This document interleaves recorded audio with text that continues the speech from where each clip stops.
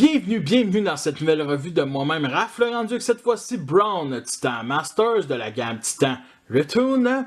Hasbro ont décidé de sortir deux jouets pour le même personnage pour cette gamme-là.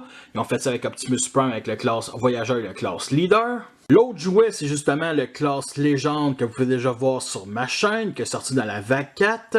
Lui, il est sorti bien avant, il faisait partie de la vague 2. Nous avons ici une tête CG de Braun avec des yeux bleus ici, et juste au-dessus, et ça c'est pour toutes les Titan Masters, la tête de Fortrex Maximus, avec ici les pointes illuminées et bien entendu un symbole de Chevrolet ici sur le front.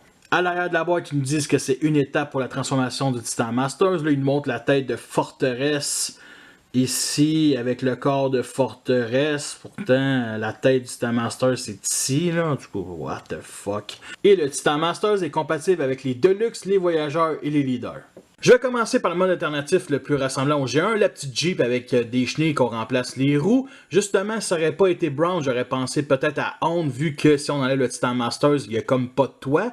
Mais le Titan Masters remplace un toit, puis ça vient, admettons, fermer ici le dessus du véhicule, ce qui n'est pas vraiment mauvais.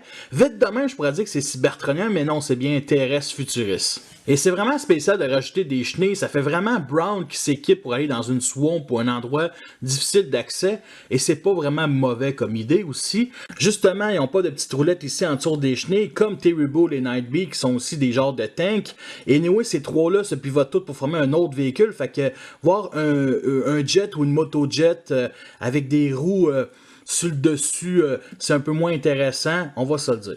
Alors on a les codes de 3 couleurs d'Hasbro qu'on est habitué, fait qu'on a du noir ici pour les chenilles, qui sont bien détaillées, c'est clair que ça manque vraiment un peu plus de silver pour chacune des petites roues à l'intérieur.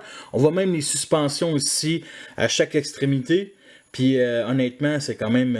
ouais, c'est beau, c'est beau. Sinon, le vert pour toute la partie, on va dire, du véhicule. Et bien entendu, du jaune ici, qu'on retrouve à l'arrière et qu'on retrouve ici pour les jambes de Titan Master, mais ça, c'est acceptable. La vitre jaune ici, c'est vraiment laid, on va se dire. Ce noir a été beaucoup mieux. Et bien entendu, on reprend ce qui est unique pour Braun, c'est gros phare et le grillage ici sur le pare-choc. C'est pas Honda, c'est bien Braun. Il y a deux points négatifs que je veux parler. C'est ici les jambes du Titan Masters qui sont beaucoup trop hauts, mettons, comparé à la hauteur ici de la vitre et bien entendu sur le côté. C'est vraiment trop haut. Par contre, ça offre un booster pour le mode Jeep, donc c'est un certain avantage. Et si on fait juste le rabaisser un peu plus dans le véhicule, malheureusement, il y a le PEG de 5 mm ici qui va plus vers le bas, donc ne peut plus continuer à être une Jeep tout simplement. Un petit peu dommage. Sinon, l'autre point négatif, ce sont ici les points d'articulation qui permettent à pivoter pour former l'autre mode alternatif, le genre de motojet. Et honnêtement, ça fait vraiment jouer Plisco. C'est beaucoup trop gros. Alors, le voici en comparaison avec mes autres Braun de ma collection. Le Titan Return ici, qui est vraiment une merveille. Et bien entendu, le Hager, qui est vraiment de classe de luxe. Il m'en manque soit un plus gros ou un plus petit pour vraiment faire les frères Dalton. On peut venir déclipser ici Braun et bien entendu le déplier. Alors c'est une représentation miniature de Braun. Ici il y a le même casque G1 que vous remarquez sûrement pas parce qu'il n'y a pas de couleur comme le reste de la vague 2. Malheureusement, pour les articulations, vous les connaissez déjà, fait que la tête ici sur un mini bas joint, on peut lever le bras 90 degrés et bien entendu faire une passe à la Superman. Et on peut venir plier ici les jambes comme ça, ainsi que les genoux 90 degrés.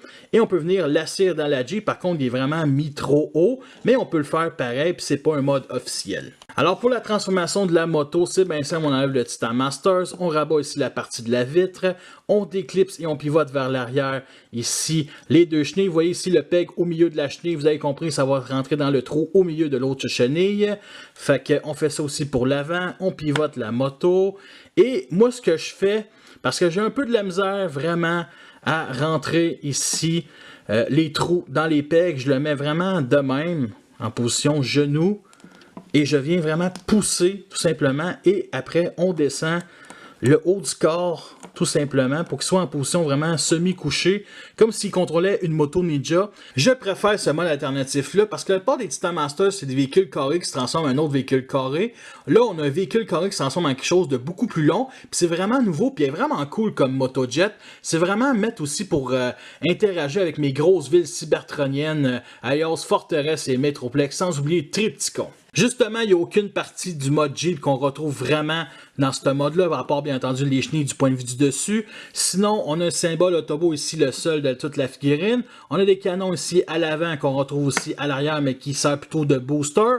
Mais on peut aussi l'utiliser comme canon. Sinon, au numéro de série ici, comme vous pouvez voir, vraiment dommage. C'est pour ça que je le mets de ce côté-là. Sinon, on a 4 parties ici qui permettent de rester stable sur une surface plate. On peut aussi enlever le pilote et le mettre assis comme ça. Bien entendu, ça se clipse nulle part, mais ça fait la job. Alors le voici encore en comparaison avec le Titan Return et bien entendu le Harger. Comme vous pouvez voir, il est plus long qu'un classe légende. Alors pour le mode arme, on vient ici détacher le Titan Masters. On rabat ici le genre de guidon et on vient déclipser et on pivote pour former l'arrière de la Jeep tout simplement. Et la dernière étape, c'est de baisser ici la poignée 5 mm tout simplement. Et pour le Titan Masters, on vient ici former la tête et on vient installer le flingue et la tête sur le corps de Broadside. Alors j'aime beaucoup ce canon-là et je l'ai mis sur un Voyageur parce qu'il est vraiment assez gros. Justement, la tête de Broadside, je l'ai mis à l'intérieur ici. Comme vous pouvez constater, c'est le petit gris ici. Et je l'ai mis sur Broadside parce que je trouvais que le mix de couleurs, le rouge, le vert et le gris, ben ça fitait bien ensemble puis ça ressemble à un genre de sapin de Noël cybertronien. Voici un petit close-up sur sa tête avec son expression faciale qui vous dit « elle est bonne cette cochonne ». Alors avec le visage de couleur silver, ses yeux bleus et son casque de couleur gris métallique, vraiment j'adore ce mix de couleurs-là. Il y a quand même un défaut, parce que dans G1, il y a un front arrondi comme Astrotrain, et là vous remarquez qu'il y a les bras du Titan Masters qui dépassent. C'est mieux de même, vous trouvez pas? Petite comparaison avec les 3 têtes, et on s'entend-tu que Hasbro torche Harger tout simplement. On peut le mettre aussi à la manière de Megatron sur le bras et pas juste en mode robot. Et je lui ai mis sur le top, mais par contre, c'est l'arme inversée, la poignée est ici, donc l'arrière du véhicule est là. Alors, j'ai mis aussi Brown à l'intérieur, donc Brown conduit Brown, armé de Brown, donc c'est Brownception.